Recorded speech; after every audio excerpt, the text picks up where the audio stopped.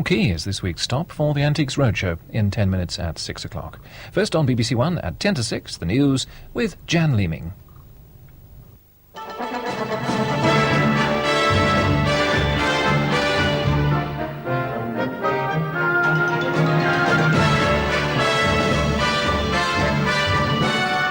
Solidarity's May Day rallies broken up on the streets of Poland.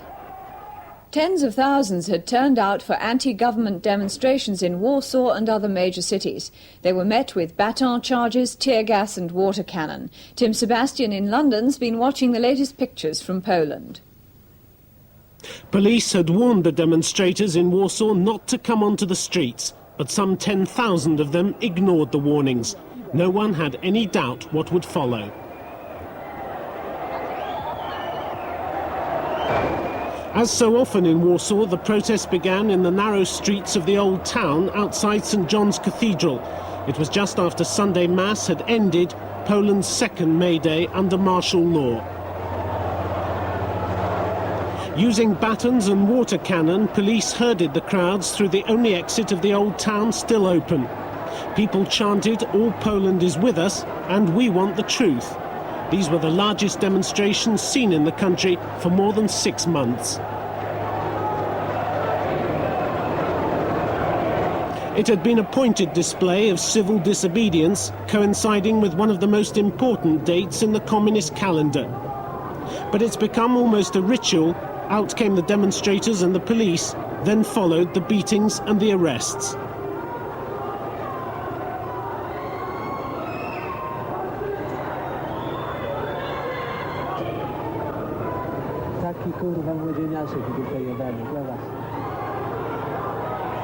This is a continuing problem for the government, unsolved by 18 months of military rule.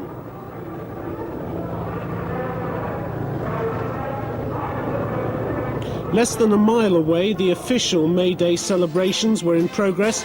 Poland's leader, General Jaruzelski, was offering the people a different message.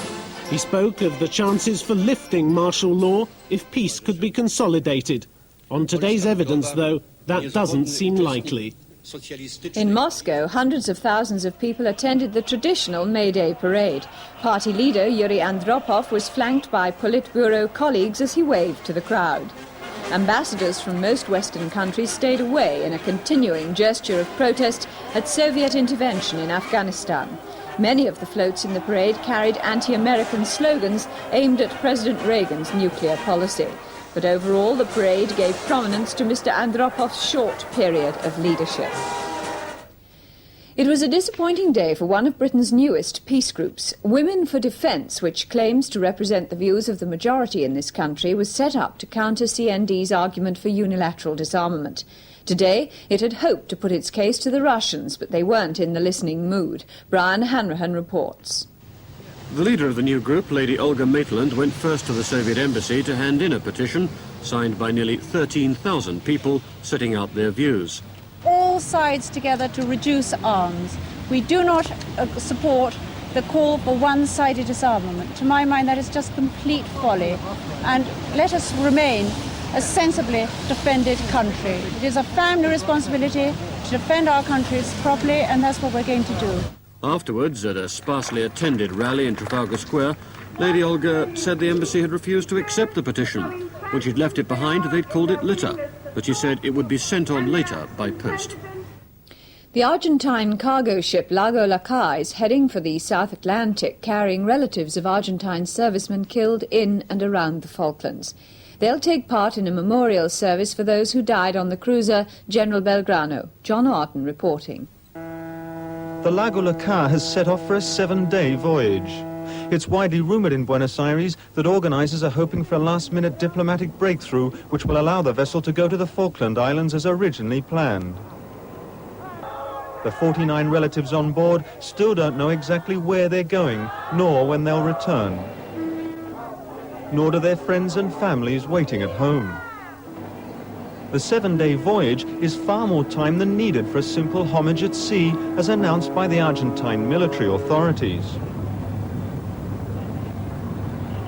Tomorrow afternoon, somewhere in the South Atlantic, the ship will stop to pay homage to the victims of the sinking of the cruiser General Belgrano. Her mission then is still unknown. 2 rockets exploded near the American ambassador's residence outside Beirut, where the American Secretary of State, George Shultz, was staying last night. Mr. Shultz later said he'd heard the rockets pass overhead, but had gone back to sleep again.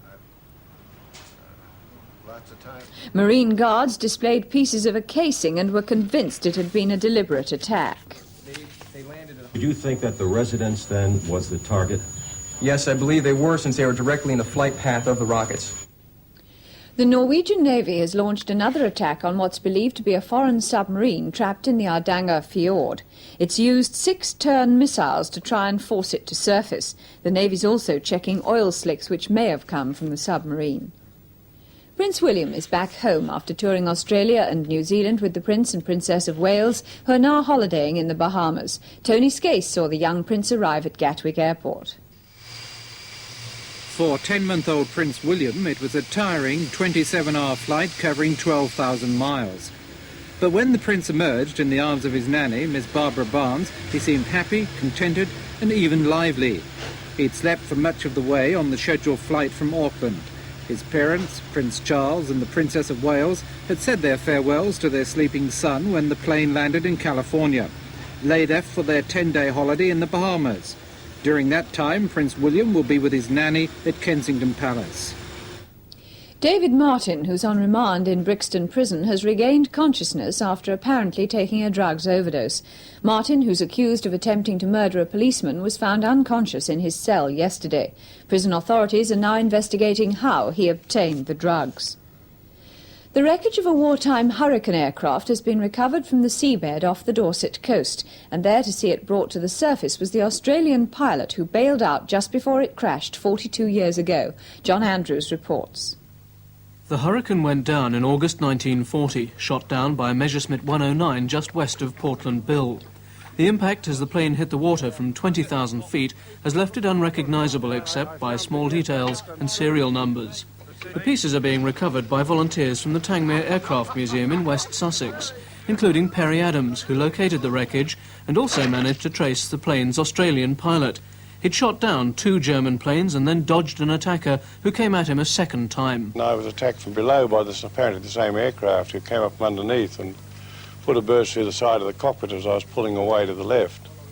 And the engine started to run pretty rough and smoke and catch fire, so I decided there was no place to be. And recognisable remains of the Hurricane, call sign Lima Kilo Victor, will go on display later at the Tangmere Museum. That's all for now. The next news on BBC One is at 9:15.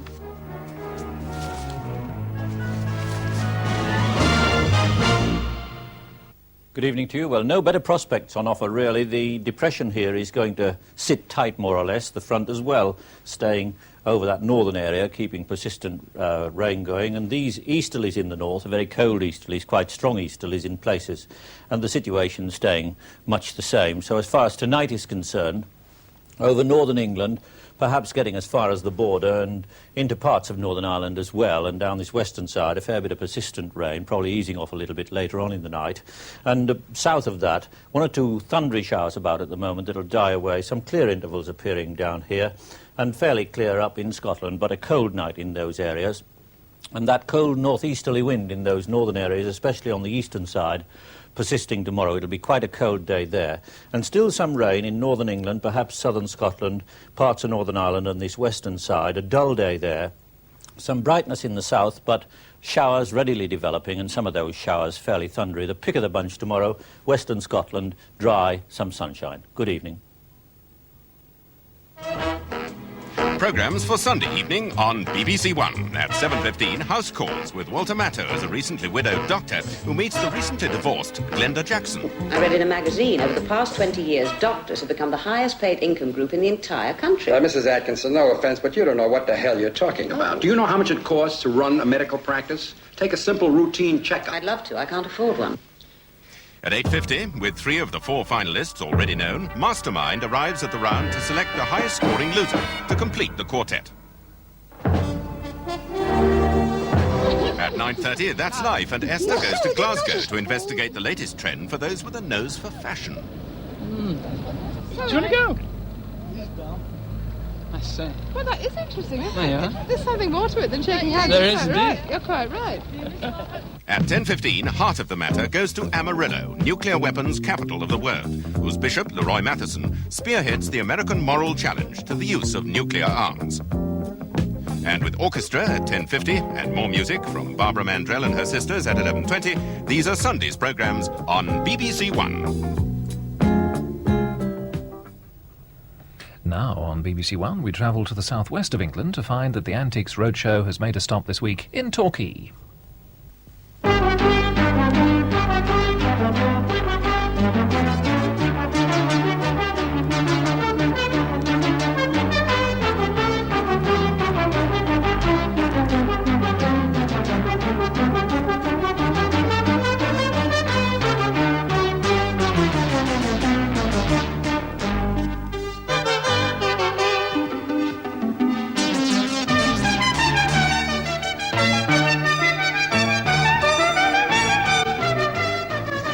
This week, the Antiques Roadshow comes from Torquay, tucked away in a corner of one of the finest natural harbours in the world. For as long as there have been ships, they have found here a safe and welcome anchorage. Indeed, in the 18th and 19th centuries, the Royal Navy's Channel Fleet was based in Torquay during the wars with the French. And at the end of those wars, Napoleon came to Torquay as a prisoner on board HMS Bellerophon on his way to St Helena.